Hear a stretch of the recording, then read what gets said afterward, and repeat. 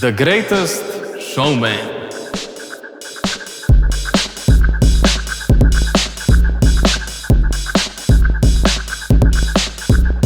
V socialnem inkubatorju Študentski kampus se je v četrtek 28. novembra odvila prva redna seja študentskega zbora študentske organizacije Univerze v Ljubljani, krajše ŠOU. Poslanke in poslanci so na seji izvolili nove člane predsedstva in drugega predstavnika ŠOU v študentski organizaciji Slovenije. Ena zadnjih potez predsedstva v preteklem mandatu je bila zaposlitev svetovalca predsedstvu Mihe Matičiča. Ta je bil na pozicijo imenovan na 41. redni seji predsedstva, ki se je odvila 4. novembra. S tem ima predsedstvo na voljo trenutno 2 svetovalca, saj na mestu svetovalca še vedno deluje tudi Kristjan Briški. Vprašali smo ga, zakaj predsedstvo sploh potrebuje 2 svetovalca. Pokrivamo različna področja dela. Jaz osebno pokrivam delo pravne službe ŠOU v Ljubljani, stike z univerzo, študentskim svetom univerze in temi področji, drugi se ukvarjajo pa seveda s svojimi dodeljenimi področji, tako da dela je vsekakor dovolj za vse nas. Še preveč. Na začetku seje so poslanci soglasno sprejetim proceduralnim sklepom medijem ponovno dovolili snemanje zvoka seje. Prav tako je poslanka opozicijskega poslanskega kluba Glas Mila Sredojević ponovno vložila proceduralni sklep, s katerim bi študentski zbor medijem dovolil tudi video snemanje seje. Koalicijski poslanci so sklep ponovno zavrnili. Predsednik zbora Oskar Škulj pa je po seji komentiral vlaganje proceduralnih sklepov. Načeloma je, kot sem že pri svoji kandidaturi povedal, da je situacija v aktih zelo nejasna in terja od nas neko poglobljeno rešitev, predvsem v spremembi aktov, kjer se jasno napiše. Jaz normativno podpiram to in se bom tudi prizadeval, da se to enkrat za vselej pač reši v aktih. Zato bom tudi sklical kolegi predsednika študentskega zbora, da se torej vse stranke skupaj zadinejo, da imamo nek širši konsens, da se ne bo več tega izgovarjanja na GDPR in te stvari, ki jih zdaj vidimo, ker načeloma je neka legitimna podlaga na temu. Jaz se z njo sicer ne strinjam, ampak se mi zdi, da se lahko to izgovarja, zato se mi zdi, da je prav, da rešimo na ta način. In kot sem že povedal, da proceduralni sklepi niso namenjeni temu, da spreminjamo akte.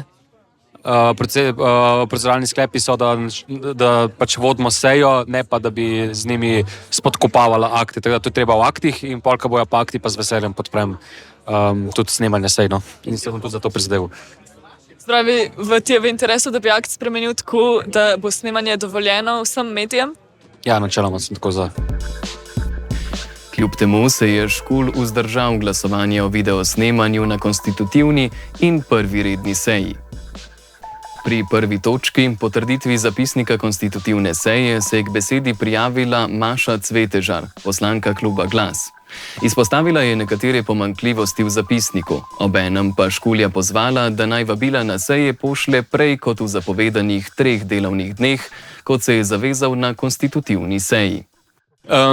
Kar se tiče sklica sej, kot sem rekel, fulkrat je odvisno, kdaj jaz dobim gradivo. In potem, glede na to, kdaj dobim gradivo, lahko pol tudi skličem sejo. Velika tudi pač, sploh, ker so take neke zelo obširne zadeve, kar se tiče materijala, ki pritiče seji, so to določene, terja svoj čas. Vemo, da je bilo 14 dni od zadnje seje, da verjetno tudi tisti predlagatelji so rabili določen čas, da so vso potrebno gradivo. In pol, ko jaz vse to dobim, skličem. Lahko bi kakšno uro prej sklical, to čist priznam, ampak je moj prvi sklic, pa sem se še malo lovil. No. Ampak, če bo le možnost, torej, če bo prišlo gradivo iz druge strani, bom sklical, kar se da hitro. No. Sedaj okrepljenimi vrstami svetovalcev upamo, da mu bo to v prihodnje tudi uspelo. Pri drugi točki so se poslanci seznanili s programi kandidatov za predsednika in predsedstva ŠOU ter kandidata za drugega predstavnika ŠOU v predsedstvu ŠOS. Predstavitve je otvoril Klemen Petek, ki se je za mesto predsednika ŠOU potegoval že 3., ponovno brez protikandidata. Po predstavitvah kandidatov se je k besedi prijavilo 11 poslank in poslancev. Opozicijski poslanec Jakob Špindler je Klemna Petka vprašal, kako gleda na rezultate revizije učinkovitosti šol pri zastopanju interesov študentov in ali namerava zaradi revizije spremeniti kaj v svojem bodočem delovanju. Kar se tiče računskega sodišča, zdaj, če bi si dobro prebrali, ni pisalo to noter, kar ste vi povedali, ampak piše nekaj ostale in druge zadeve. Mi spoštujemo in računsko sodišče to tudi je dokazalo, da spoštujemo zakon o javnem naročanju in namensko in zakonito uporabljamo sredstva. Računsko sodišče je pred nam govorilo o neučinkovitosti. Sedaj vam jaz povedal, kaj je neučinkovito, ko nas oziroma nadzoruje nek organ, takrat, ko smo imeli mi epidemijo oziroma koronski čas.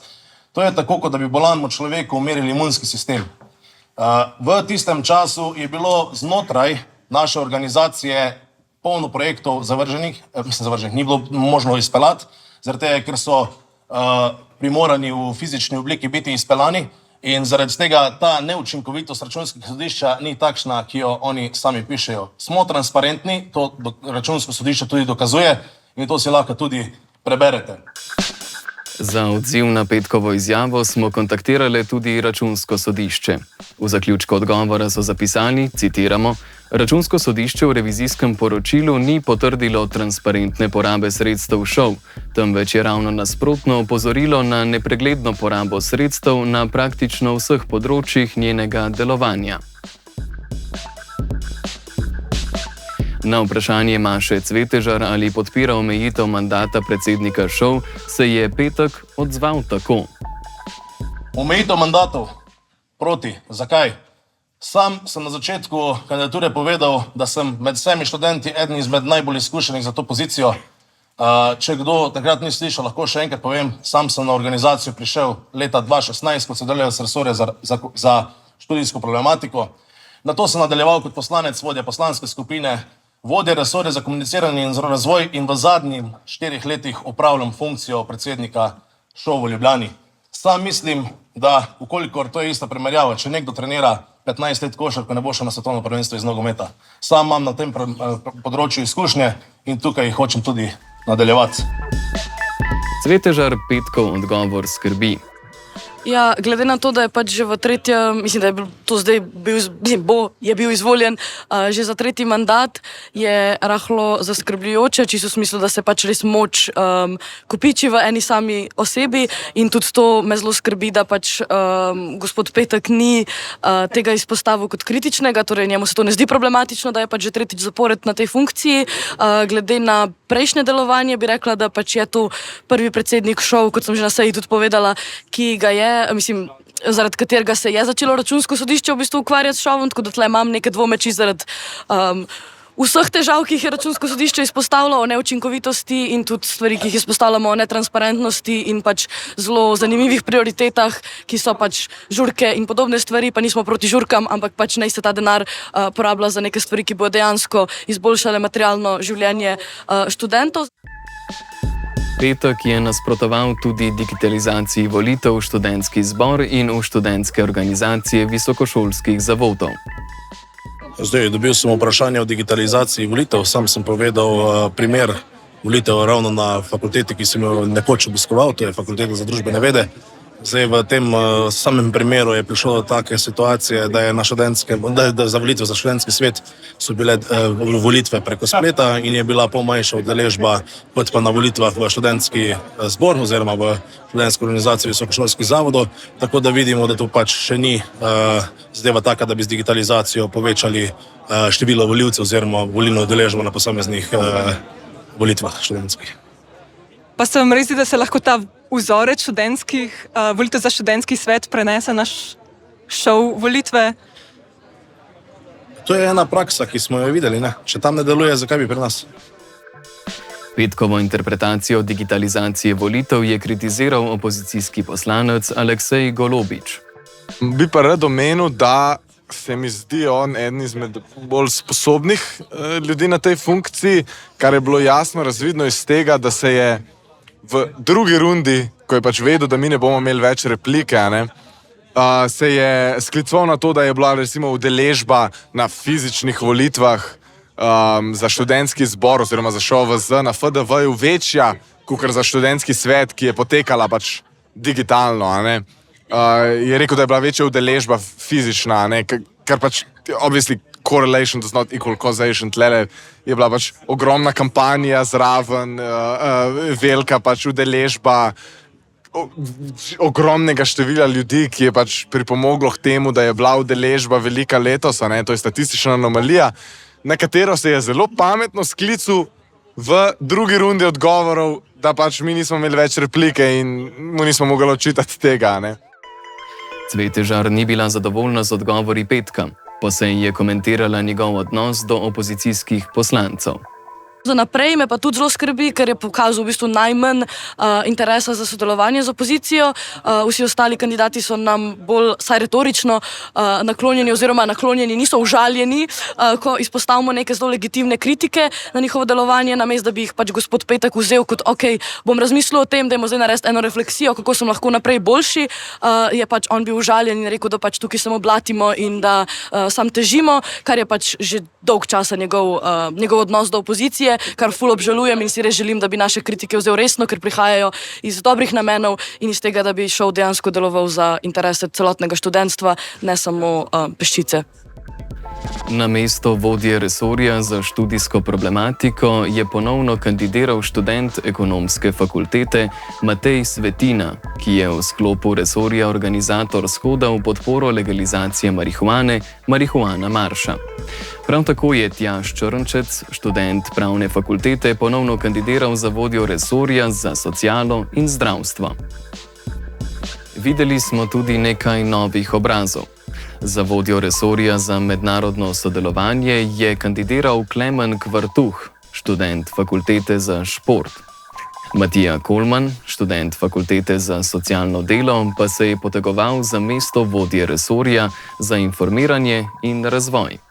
Kolman je na volitvah 9. oktobra sicer neuspešno kandidiral za mesto poslanca v študentskem zboru na povezani listi za FSD.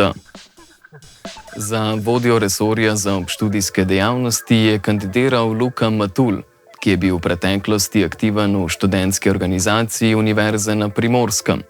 V času svojega študija na Primorski fakulteti za vede o zdravju pa je sodeloval tudi v resorju za obštudijske dejavnosti in resorju za mednarodno sodelovanje ŠOV. Matul je sicer trenutno novopečeni študent ekonomije na Šolskem centru za pošto in telekomunikacije. Luka Maretič je Matijo Kolmana, kandidata za vodjo resorja za informiranje in razvoj, vprašal, ali namerava na resorju promovirati samoorganizirane študentske menze, kot je to na 16. redni seji zbora obljubil njegov predhodnik Tilen Klinc. Moj predhodnik naj bi obljubil, da bo resor poskrbel za promocijo menz. Zdaj, kar je on obljubil, jaz ne vem oziroma težko komentiram. Sam pa se mi zdi, da menze niso dobra alternativa študentskim bonom, tako da se bom temu raje izognil. Zadnji se je predstavil Fazli Gaši, ki se je ponovno potegoval za mesto drugega predstavnika ŠOV v predsedstvu študentske organizacije Slovenije. Poslanka kluba Glas Maša Cvetežar je Gaši vprašala, ali se namerava zavzemati za odpravo prekarne narave študentskega dela. Jaz na študentsko delo ne gledam kot obliko prekarnega dela, gledam kot pravico, ki izhaja iz statusa študenta oziroma statusa dijaka in nam omogoča v bistvu neko fleksibilnost pri menedžeriranju časa obštudijskega ali pa študijskega življenja. Vsekakor si bom pa prizadeval za vzpostavitev plačane malice in pa ostalih bonitet potnih stroškov. Morate se pa zavedati, da trenutno na žalost ministrstvo za delo, družino, socialne zadeve in pa enako možnosti ŠOS kljub javnemu pozivu ni vključil v delovno skupino za strategijo odpravljanja. Za strategijo v bistvu, ko so pripravili strategijo za odpravo prekarnosti. Izjava je med zainteresiranim študentstvom, ki se je udeležilo seje, požela val neodobravanja. Na in po seji pa jo je kritizirala tudi Cvetežar. Najbolj me je pa zmotilo, no, in to bi še enkrat izpostavila, sicer sem tudi že na seji, da je Fazli Gaši, ki bo pač predstavnik šova v ŠOS-u. ŠOS ima največ v bistvu neke politične moči, ker ima svoje mesto v Svetu Republike Slovenije za mladino, za študentska vprašanja in še v raznih teh drugih institucijah, ima neko možnost direktnega pritiska na državo, torej neka možnost dejanske spremembe položaja študentov, ampak pač on kot naš predstavnik ne verjame, da je študentsko delo prekarno in v bistvu verjame, da je študentsko delo pravica, če ne celo privilegij, in da bi mogli biti pač hvaležni, da lahko prek študentskega dela dobivamo nove izkušnje in take stvari. In to me najbolj skrbi, da pač ne vidi tega kot prekarno delo, čeprav je v večini primerov je pač to samo nujnost, življenjska nujnost, da sploh lahko študiramo. Zaradi tega moramo delati, ker so življenjski stroški vedno višji, ker je doplačilo na bone vedno višje, ker so stanovanja nedostopna, ker ni mesto v študentskih domovih. In zaradi vseh teh stvari je ključno razumeti študentsko delo kot prekarno in kot nekaj, kar moramo resno naslavljati in čim bolj zmanjšati, s tem, da se pač omogoča dejansko zastonj študij oziroma čim manj drag študij v smislu javnih storitev, ki bi to omogočale, javne menze, javne pralnice, javni promet, več študentskih domov, omejitev najemnin, take stvari, ki bi dejansko pripomogle k temu, da študentje se lahko posvetimo svojemu študiju, ne pa da pač pol delamo, pol študiramo ali pa zaradi tega sploh ne doštudiramo. Za pojasnilo smo po koncu seje zaprosili tudi Gašija. Ta pa nas je prosil, naj počakamo na njegovo izjavo le toliko, da poje vsaj kakšen kos pice iz sosednjega campus fooda. Zagotovil nam je tudi, da se svojih obljub drži in da ne mara ostati ljudem dolžan. Po 2 urah čakanja in preverjanja stanja njegove nahranjenosti smo ugotovili, da je Gaši izginil neznano kam, da so baterije na kamerah prazne in naše zaupanje strto. Na vsako mesto je tako kandidiral zgolj en kandidat. Zakaj iz opozicijske skupine Glas niso predlagali svojih kandidatov, pove opozicijski poslanec Timen Bobnar. Mislim, to namiguje na to, da so Modri in Povezani zelo povezani in da točno vejo, kdo bo kam šel. Pač mi nismo dali nobenega našega kandidata, ker iskreno, a se nam splača, ne, in bi bilo samo zguba časa. Tako da, ja, pač ustaljene strukture ostajajo iste in pač dokler so Modri in Povezani večina, pač bojo tudi zmeri samo eni in isti gor in se bo zmeri samo glasovanje za enega in to je to. Vsi kandidati so bili na svoje pozicije izvoljeni z 2/3 večino. Predsednik ŠOU in predsedstvo z 29 glasovi, Fazli Gaši na mesto predstavnika v ŠOS pa s 27 glasovi. Zdaj 2 glasova proti izvolitvi Fazlija sta bila dodatna. Se ti zdi, da bo v prihodnje več nekih sodelovanj s koalicijo? Upamo, da se bo kakšen koalicijski poslanec, poslanka, da se bojo pridružili oziroma da bojo prepoznali legitimnost stališč opozicije in da bojo pač primerno temu glasovali. Za večino stvari je itak glasovanje tajno, tako da mislim, ni nič strahu, da bi jih dokaj jebu. Ampak predvsem je pa pač sam problem to, da imajo oni... Tle niso odločevalci, oziroma, kako jaz razumem, tukaj niso odločevalci toliko poslanci, kot so recimo vodje poslanskih klubov, ki pa režirajo glasovanje. Ne? Tudi, mislim, recimo glasovanje za proceduralne pauze. Ne? Tukaj je Glas glasoval za, ne? Da se prezrač prelufta, pa gre na sekret. Vsi ostali pa proti, skoraj da gre za kontriranje. A ne?